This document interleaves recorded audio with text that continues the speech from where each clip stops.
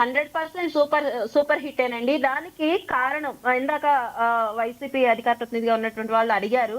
Super six ఏంటని అడిగారు. నేను కొంచెం నాకు మధ్యలో డిస్టర్బ్ చేయొద్దు, నేను చెప్తాను. Yeah! Sure first madam. Pension అండి. పెన్షన్ పెంచుతామని చెప్పాము. హ్మ్. ఆ పెన్షన్ ని 1 ఇయర్ లోనే మేము వచ్చిన నెలలోనే అంతకు ముందు నెలది కూడా కలిపి పెంచిన పెన్షన్ ని ఆ నెలలో 4,000 ప్లస్ గతంలో అంతకు ముందు ఉన్నటువంటి కూడా కలిపి ఇచ్చాము. హ్మ్. ఇప్పటికీ కంటిన్యూ చేస్తున్నాము. నేరుగా వాళ్ళ ఇళ్లకే 1వ తారీఖే తీసుకెళ్లి ఇస్తున్నాము.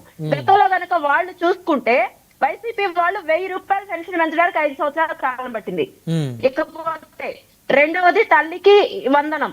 వాళ్ళు అమ్మఒడి అని చెప్పి జగన్మోహన్ రెడ్డి గారి భార్య గారు మీ ఇంట్లో ఎంతమంది పిల్లలుంటే అంతమందికి ఇస్తామని చెప్పి ఇంటింటికి తిరిగి వాళ్ళు అధికారంలోకి వచ్చినాక ఇంట్లో ఒక్క పిల్లకు మాత్రమే అని చెప్పి చాలా కండిషన్స్ పెట్టి వాళ్ళని ఇబ్బందులు పడినటువంటి పరిస్థితి. అంటే ఫర్ ఎగ్జాంపుల్ ఒక 100 మందినే తీసుకున్నామండి. ఆ ఇంట్లో ఇద్దరు పిల్లలు ఉన్నారు. వైసీపీ గవర్నమెంట్ వాళ్ళు ఒక 100 మందికి ఇస్తే మేము 200 మందికి ఇస్తున్నాం. ఒక ఉదాహరణ, చిన్న ఉదాహరణ. ఇకపోతే ఆ తల్లికి వందనం ద్వారా మనం జమ చేసినటువంటిది మొత్తం కలిపేసేసి 67.27 లక్షల మందికి లబ్ధి చేకూర్చడం జరిగింది. వాళ్ళ బీసీలు 29.82 లక్షల మంది, ఎస్సీలు వచ్చేసి 11.76 లక్షల మంది, ఎస్టీలు వచ్చేసి 4.26 లక్షల మంది, మైనార్టీలు వచ్చేసి 67,000 మంది, ఈబీసీలు వచ్చేసి 8.44 లక్షల మంది. ఇది మేము ఇచ్చినటువంటి తల్లికి వందనం ద్వారా లబ్ధి పొందినటువంటి వాళ్ళు. ఇకపోతే మూడోది దీపం 2. గతంలో కూడా చంద్రబాబు నాయుడు గారు 2014 నుండి 2019 వరకు దీపం పథకాన్ని అమలు చేసినటువంటి వైనం. అలాగే మేము అధికారంలోకి వచ్చాక ఇస్తామన్నాము. ఇచ్చిన మాట ప్రకారమే 3 సిలిండర్లో ఇప్పటి వరకు 2,784 కోట్ల వ్యయం చేసి 1.93 కోట్లకు పైగా సిలిండర్ ని మేము ఇవ్వడం జరిగింది. ఇకపోతే 4వది అన్నదాత సుఖీభవ. అన్నదాత దేశానికి వెన్నెముకైనటువంటి రైతుకి ఆ రైతు సంక్షేమం కోసం అన్నదాత సుఖీభవ అనే పథకాన్ని తీసుకురావడం జరిగింది. దాని ద్వారా పథకం కింద 20,000 రూపాయలు మేము ఆగస్టు 2న ఇవ్వడం జరిగింది. దానిలో మొదటి విడతగా మీరు ఇందాక ఎక్స్ప్లెయిన్ చేశారు.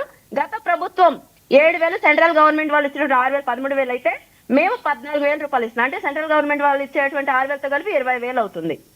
ఇకపోతే ఉచిత బస్సుకి నెక్స్ట్ వస్తానండి. ఆడబిడ్డ నిధి అండ్ నిరుద్యోగ భృతి. మీరు ఈ రెండే కదా అడుగుతుంది. నేను చెప్పిన ఆడబిడ్డ నిధి P4 లో భాగంగా ఆడబిడ్డకు ఆర్థికంగా అండగా ఉండేలా ఈ కార్యక్రమం అమలుకు ప్రభుత్వం ప్రణాళికలు రూపొందించింది. నెక్స్ట్ అవేంటనేది కూడా మా వాళ్ళు ఎక్స్ప్లెయిన్ గవర్నమెంట్ దగ్గర నుండి వాళ్ళే నిన్న ఉచిత బస్సు ఎలాగైతే స్త్రీశక్తి పథకం ద్వారా చేసి చూపించారో అలాగే చేసి చూపిస్తాము.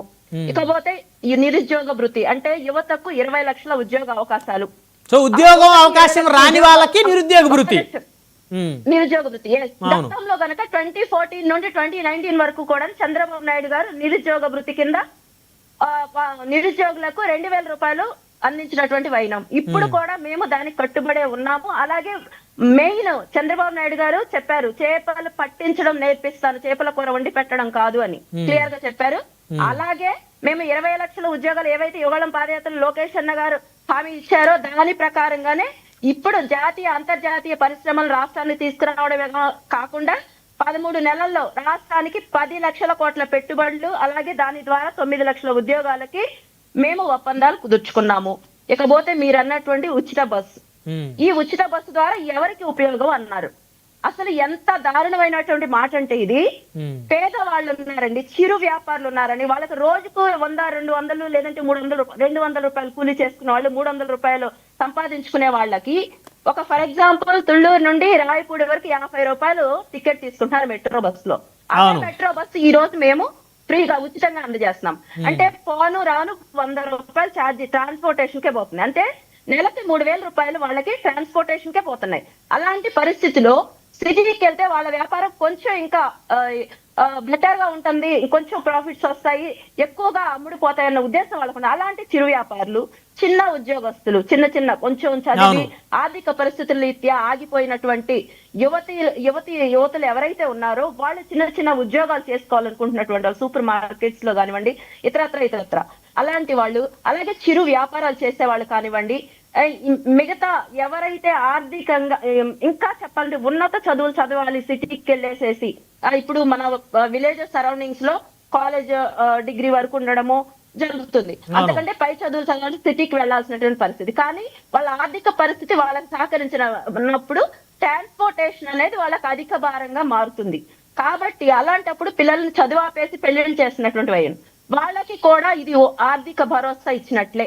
ఖచ్చితంగా ఆర్థిక స్వేచ్ఛ ఒక మహిళకి, అలాగే ఒక చదువుకునే యువతికి, చిరు వ్యాపారం చేసే యువతికి, చిరు వ్యాపారం చేసే మహిళలకి, చిన్న చిన్న ఉద్యోగాలు చేసుకునేటువంటి మహిళలకి ఖచ్చితంగా ఆర్థిక భరోసా ఇచ్చినట్లే. కనీసం తక్కువలో తక్కువ అంటే 1000 నుండి 2000 వరకు వాళ్లకు ఆదా అవుతుంది. మన తెలుగు ఆడబిడ్డలందరూ కూడా ఇంటిని మేనేజ్మెంట్ చేయటం అంటే ఫైనాన్స్ మేనేజ్మెంట్ లో కొంచెం తెలివిగానే ఉంటారు కాబట్టి ఖచ్చితంగా వాళ్ళు వీటిని సేవ్ చేసుకుంటారని చెప్పి నా ఆలోచన. ఇకపోతే ఇది ఎవరికి ఉపయోగపడాలి? ఉచిత బస్సు, ఫ్రీ బస్ అనేది ఎవరికి ఉపయోగపడాలి?